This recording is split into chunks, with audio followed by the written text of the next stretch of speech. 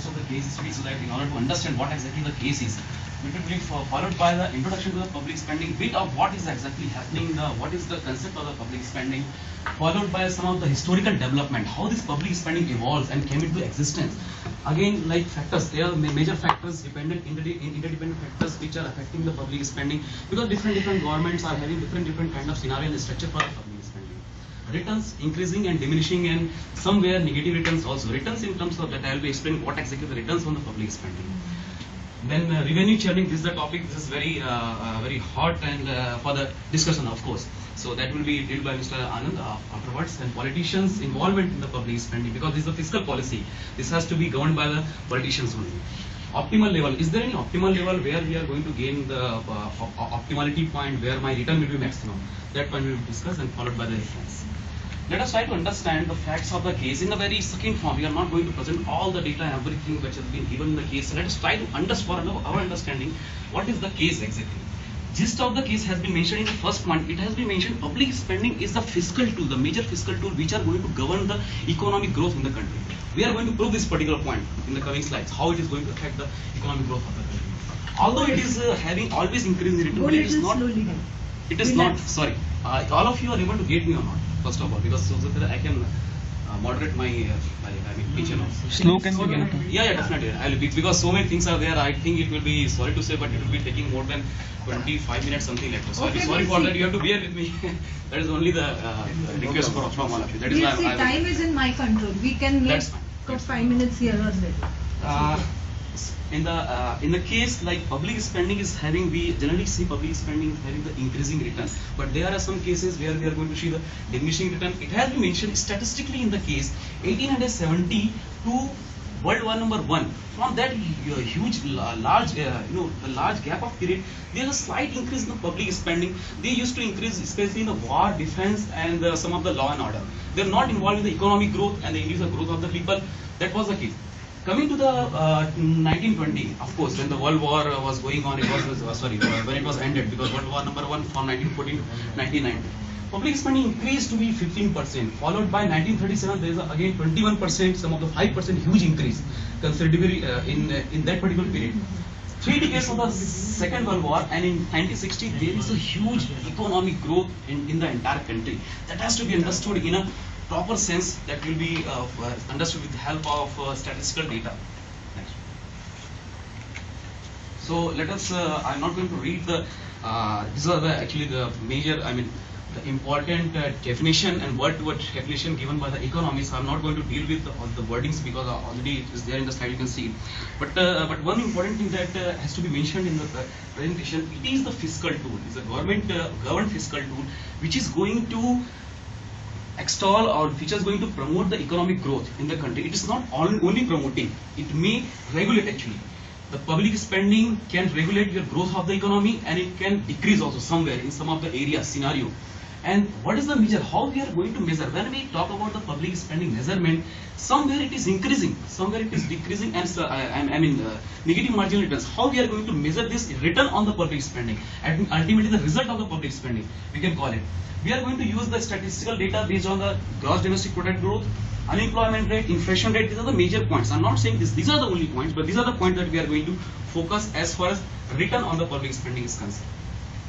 So there are two theories came into existence. GDP growth, what else?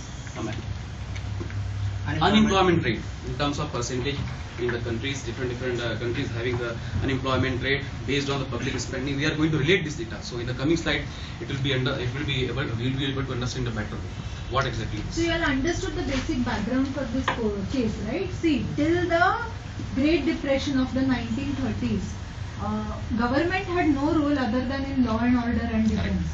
But when the recession happened in 1930s, it was realized that, probably... after the World War I, after World War I. But after World War I, but as fiscal policy as a tool started when Keynes came to the scene, which was after depression. So when depression happened, it was realized that private sector by itself will not self-correct, and economy cannot come back from a recession to a normal scenario unless there is government intervention. So public spending started having a very positive role. That means government need not be only in law and order and defense, but has to be in other sectors where it can supplement the role of the private sector. That is why public spending started. That is why Madam rightly said about the Keynes point. Keynes point is an important theory. Now, next slide please. There are few theories, contrast and we are juxtaposing both the theories together here. Keynes theory says, yes, when you increase the public spending, you are giving the purchasing power to the people, and you know purchasing power plus your desire comes out to be demand, something the basic theory. So that demand will gives rise to the aggregate demand, of course, by the country, and of course it will give rise to production. There's the economic growth. So this is geared up, public spending geared up, aggregate demand, production, and the economic growth. On the contrast, classical economics theory said there is an adverse offshoot because of the public spending. If you are spending some of the money and giving some of the subsidy which is not required in the country, the labor will become lazy if they are getting free of cost food and all. Like you have heard of this food security bill and all. So it will give rise to loss of resources, not in terms of manpower, but also in terms of the other materialistic resources. Ultimately, economy will be going to the contraction. So these are the major two theories that we wanted to mention for the public spending. Mr. Keynes has rightly said, I am reading of this sentence as it is because this is his sentence. A severe recession or depression may never end if the government does not intervene. The examples has been given and has been well cited by all of us. This is the 1933 and 1940. There was a New Deal. New Deal is basically 3 R's point. That is reform, recovery, and relief. In this time, there was a great depression in economy. That too especially affected a developed country like US. US, for the reform of the US country and to come out from this Great Depression, they came out with this policy of New Deal, and they increased their spending for the public welfare and the economic growth. Example like military spending and World War II. So these are the major examples how public spending in the time at the time of before 1960 or 1950 something. But recently also we can see one of the very good example of Obamacare. On 2nd of October you might have heard the news of US shutdown. Why it is because of the Obamacare policy. There was a Republican party who opposed this Obamacare. Obamacare is nothing but, let me tell you something about the Obamacare. It's a policy, it's one of the major agendas of the Barack Obama, President of America, which says that we are going to spend much amount of money in the health insurance policy. That is spending from where they are going to gain. Ultimately, taxes are the major thing. So they increase the tax. Ultimately, what happened? This was opposed by the opposition party, this Republican party. So they stopped the budget. Ultimately, it came out to be shut down on 2nd of October. Although recently it has been revised, and somewhere I don't know the exact date, but 3-4 days it has been open again.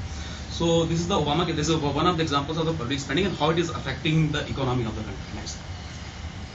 Now, as I was talking about from where this finance and the inputs for the public spending is going to come, because ultimately money has to revolve, money has to flow from somewhere, taking input and giving it to the something. Okay. So there are taxes and the non-tax revenue from the public sector units and all, from where they get the revenue, and almost most of the cases it has been seen, it has been observed by the economists, for the public spending, taxes are the major input for the government as a revenue. When there is a deficit, in the coming slide we will be explaining that taxes we earn, it's not that exactly that the government is going to spend, it's more than that. So how that deficit is going to be cut? That is with the help of government borrowing and printing of money, of course, related to inflation. Where this is going to be applied, this money, although government has collected, what are the major areas of the public spending? So the sentence I have written is the harmonizing the wealth distribution and capping the financial credit. This is a major objective for the public spending in one line. Public goods and services, hospitals, schools, colleges, government colleges, roads, all the things, all the accessories, and of course the externalities. Recently we had a session on the positive externalities and negative externalities. The research people get the scholarship and all. This is one of the examples of the area of the public spending. Monopoly, of course, there is a dead weight loss zone in the course also. We generally keep studying there is a dead weight loss zone. So to avoid this kind of monopoly and monopolistic market, government spends on it. Next. So these are the major applications of the public spending. Recently, Madam was feeling why there is the existence of government. This cycle itself is sufficient. This cycle itself is closed. Let's forget this. There is an employer, there is a consumer, there is a producer. He is producing, he is selling, he is consuming, he is paying. That's it. So what is the requirement of the government here? This cycle was itself complete. There was an unequal distribution of the wealth as well as the resources. In order to avoid it and mitigate any kind of discomfort in the economy or any kind of unequal distribution of economy, government comes into picture and support this and distribute the economic wealth wherever required. So that is why government plays the vital role in it. Because cycle was itself a complete. What is the need of government to enter?